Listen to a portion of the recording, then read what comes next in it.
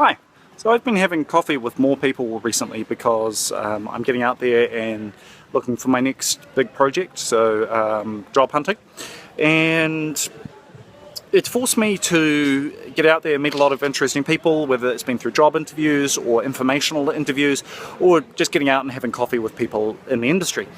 And one of the things that's funny is, as much as I enjoy public speaking, meeting new people, customer development, all those sorts of things, actually, naturally I'm quite shy.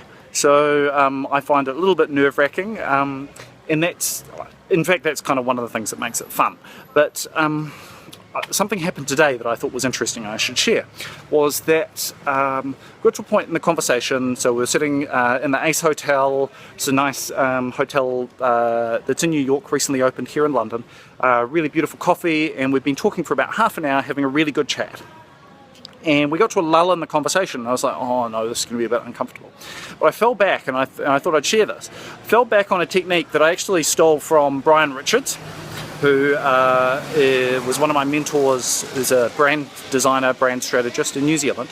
And he used a technique which journalists use when they're doing interviewing, which is to ground back the conversation to the past, present, and future.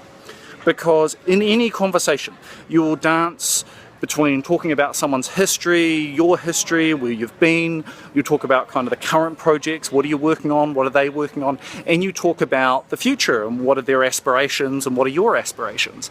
But if you ever get to a lull in the conversation, I mean, on the one hand, just hang out with it, because that's one of the things I've learned, is to just not be too worried about it. So if there's a lull, maybe you just kind of sip your coffee and look off into the distance and chill out, because maybe they're busy thinking about what you've been talking about as well. So not worrying too much is important. But if you need a trick and you need something, and I find that it's helpful to be able to think, okay, so have we talked about the past, present, and future? And is there something new on one of those different train tracks that we could talk about that's interesting? Because I think that's going to keep the conversation flowing. It's nice and easy, and you can dance a little bit more between those three, and it makes things feel much more comfortable, which I think is important, because ultimately that's what you're really trying to do, is just get to know the other person.